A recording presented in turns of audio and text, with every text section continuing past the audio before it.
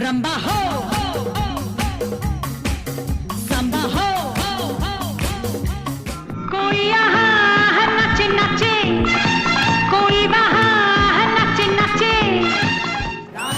यार बुलिया सुन ले पुकार बुलिया 60 और 70 के दशक में जब पॉप संगीत को भारत में बहुत हल्के में लिया जाता था, ऐसे वक्त में एक आवाज ने न सिर्फ इस देश में पॉप म्यूजिक का डंका बजाया बल्कि इसे पूरी गरिमा के साथ पेश किया। हम बात कर रहे हैं ओरिजिनल दीवा of indie pop Usha Vaidyanath Someshwar सामी अय्यर की, जिसे आज दुनिया उषा उत्थुप के नाम से जानती है। करने दो, रुकना मुझको प्यार करने। हाई नोट पर उनकी गायकी का शायद ही कोई दूसरा तोड़ हो। उषा उत्थुप ने बॉलीवुड में कई ऐसे गाने दिए जिनका वजूद और वजन आज भी बना हुआ है।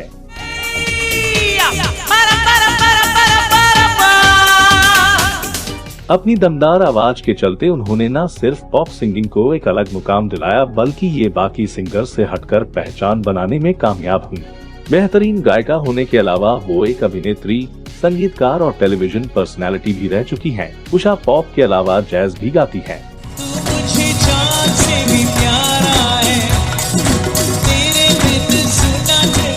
उषा उत्थुप का नाम जहन में आते ही लैविश कांजीवरम साड़ी, माथे पर बड़ी सी गोल बिंदी और बालों में फूलों का गजरा लगाए एक शख्सियत उभर आती है, जिसकी सिंगिंग स्टाइल वेस्टर्न लेकिन आउटफिट प्योर ट्रेडिशनल। इसी अंदाज में उषा ने पूरे विश्व में न केवल अपनी आवाज का लोहा मनवाया बल्कि पारंपरिक भारतीय परिधान को एक गौरवपूर्ण पहचान भी दिलाई, जिससे आज के सिंगर्स को एक बड़ा सबक लेने की जरूरत है।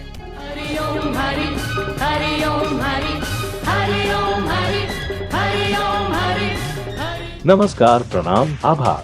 मैं हूँ RJ आनंद और आप देख रहे हैं फिल्मी फनकार।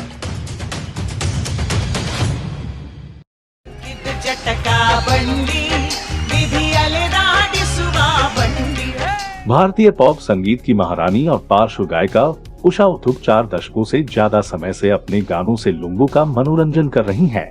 जब वो स्टेज संभालती हैं तो उनकी 1000 वॉट की स्माइल देख ऑडियंस पहले ही उनकी मुरीद हो जाती है।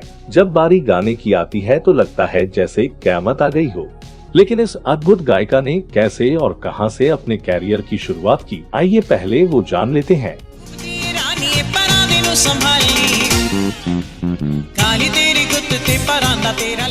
उषा उत्थुप का जन्म 7 नवंबर 1947 को मुंबई में एक तमिल अय्यर परिवार में हुआ था। उनके पिता का नाम वैद्यनाथ सोमेश्वर सामी अय्यर है, जो तमिलनाडु के चेन्नई से ताल्लुक रखते थे। 6 संतानों में से उषा 5वें नंबर की है। उन्होंने अपनी शुरुआती पढ़ाई Saint Agnes high school Byculla से की है।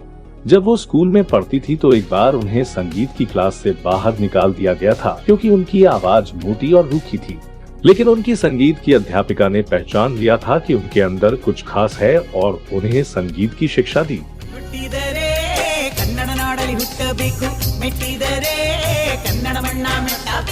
हालांकि उषा ने कभी भी संगीत की औपचारिक शिक्षा नहीं ली, पर उनका लालन पालन एक संगीतमय माहौल में जरूर हुआ था, जिस कारण उनमें संगीत की इतनी समझ पैदा हुई।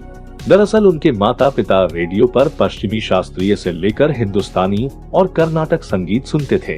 साथ ही किशोरी अमोनकर, बड़े गुलाम अली खान, भीमसेन जोशी, पंकज मलिक और मन्ना डे जैसे कलाकारों को भी सुनते थे। मासूम उषा भी उनमें शामिल हो जाया करती।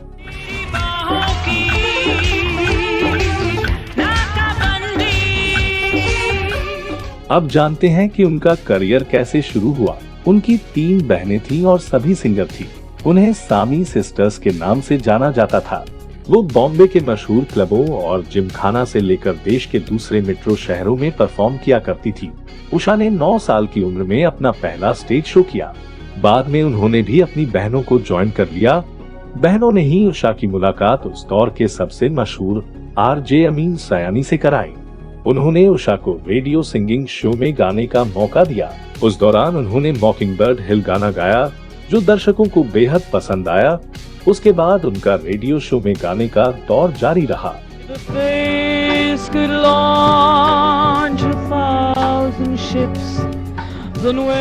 जिस वक्त सिंगिंग इंडस्ट्री में उषा ने एक पहचान बनानी शुरू की, तब ऐसा माना जाता था कि फीमेल सिंगर की आवाज बहुत मीठी और पतली होनी चाहिए, मगर उनकी आवाज भारी थी। मर्दानी आवाज बोलकर उनका मजाक बनाया जाता था। उषा ने कपिल शर्मा शो में ये बात खुद बताई। उषा अंग्रेजी गाने ज्यादा गाती थी, जिस कारण लोग उन्हें ताना मारते थे। उन्होंने 70 के दशक में खूब अंग्रेजी गाने गाए, जिस वजह से उनकी काफी आलोचना हुई। वो जब 20 साल की थी तो उन्होंने चेन्नई के माउंट रोड स्थित 9 जेम्स नाम के छोटे से क्लब में गाना शुरू किया। इसके बाद उषा ने मुंबई के टॉक ऑफ द टाउन और कोलकाता के ट्विंकर्स क्लब में भी गाना गाया। इन क्लबों में गाना गाने वाली ज्यादातर लड़कियां एंग्लो इंडियन हुआ करती थी। इनके बीच उषा इकलौती इंडियन सिंगर थी जो साड़ी पहनकर पॉप और जैज गाती थी।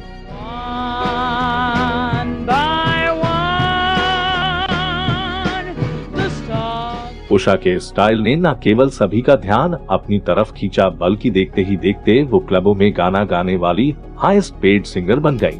इसके बाद उन्हें दिल्ली के होटल ओबेरॉय में गाना गाने का मौका मिला। एक दिन यहाँ संयोग से अभिनेता देव आनंद भी आए हुए थे। जब उन्होंने उषा को गाते सुना तो वो उनकी आवाज से खासे प्रभावित हुए और तुरंत उनसे हरे रामा हरे कृष्णा फिल्म का टाइटल सॉन्ग गाने के लिए संपर्क किया। ये बात साल 1969 की है, लेकिन इससे पहले उषा ने 1970 में फिल्म बॉम्बे टॉकीज में शंकर जयकिशन के मार्गदर्शन में एक अंग्रेजी गाना गाया था, जिसके बाद वो काफी मशहूर हो गई थी।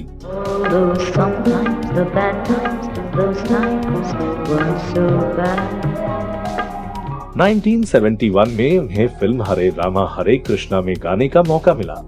बहुत कम लोगों को इसकी जानकारी होगी कि इस फिल्म का टाइटल ट्रैक पहले उषा को गाने को मिला था, लेकिन फिर ना जाने क्या हुआ कि उनके हाथ से ये गाना फिसलकर आशा भोसले के पास चला गया। खैर, बाद में इसकी अंग्रेजी लाइनें उषा ने ही गाई, जो पूरे गाने में सबसे जबरदस्त और फिल्म के विषय के अनुरूप यानी हिप्पी स्टाइल में मालूम पड़ती हैं।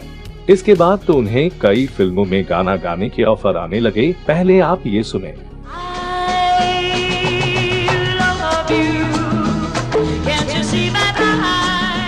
इससे पहले 1969 में HMV के साथ उनका long playing record eight soda release हुआ था, जिसमें जॉन डेवनपोर्ट, जॉर्ज कोरी, डगलस क्रॉस और कोलमैन फील्ड्स जैसे म्यूजिशियंस ने उषा की दिलकश आवाज का भरपूर इस्तेमाल किया। नाइट क्लब्स में गाना गाकर शोहरत बटोर चुकी उषा की चर्चा उनका एल्बम आने के बाद यंगस्टर्स भी करने लगे थे।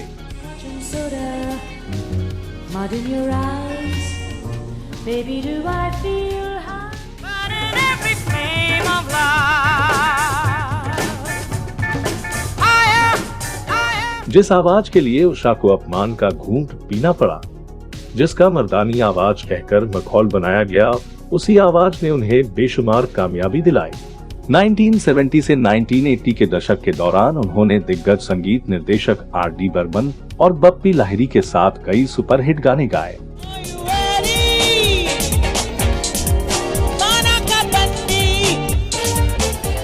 उन्होंने हिंदी के अलावा पंजाबी, बंगाली, असमिया, उड़िया, गुजराती, मराठी, कोंकणी, मलयालम, कन्नड़, तमिल और तेलुगु जैसी भारतीय भाषाओं में गाने गाए।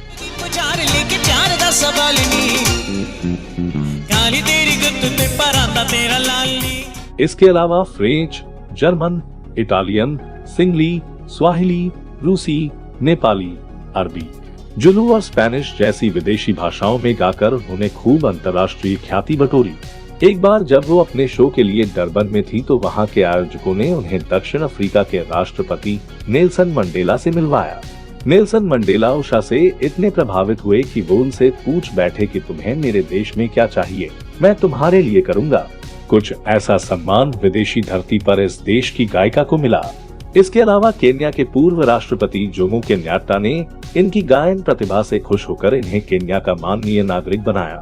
मदर टेरेसा तो उनसे हमेशा कहती कि तुम्हारा स्वर मेरी प्रार्थना में हमेशा शामिल रहता है।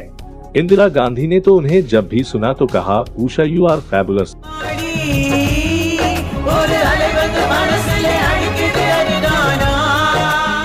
सिंगिंग के अलावा उषा खुद कई टीवी शोज में बतौर जज नजर आई। इसके अलावा 1972 में फिल्म बॉम्बे टू गोवा में कैमियो भी किया था। 2006 में मलयालम फिल्म पोथेन वाव, 2007 में बो बैरक्स फॉरएवर और हैट्रिक में दिखाई दी। cha cha cha, let's do cha cha cha, me and you cha cha cha doo cha cha cha. India की इस पहली पॉप सिंगर ने करीब 250 एल्बम और करीब 150 हिंदी और रीजनल फिल्मों में गाने गाए हैं। पॉप के अलावा उन्होंने कई जिंगल्स और बच्चों के लिए भी खूब गाया है।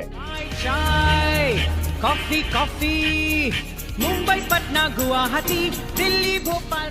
बात करें इन्हें मिले पुरस्कारों की तो 2011 में पद्मश्री, 2012 में फिल्म साथ खून माफ के गाने डार्लिंग के लिए सर्वश्रेष्ठ पार्श्व गायिका का फिल्म फेयर पुरस्कार और 2017 में लाइफ टाइम अचीवमेंट अवार्ड्स मिल चुके हैं। उषा उथुप की पहली शादी रामू अय्यर से हुई थी। उनकी मृत्यु के बाद उन्होंने जॉनी उथप से शादी की, जो कलकत्ता में उनके बड़े फैन थे। इनके 2 बच्चे हैं। फिलहाल उषा कलकत्ता में रह रही हैं।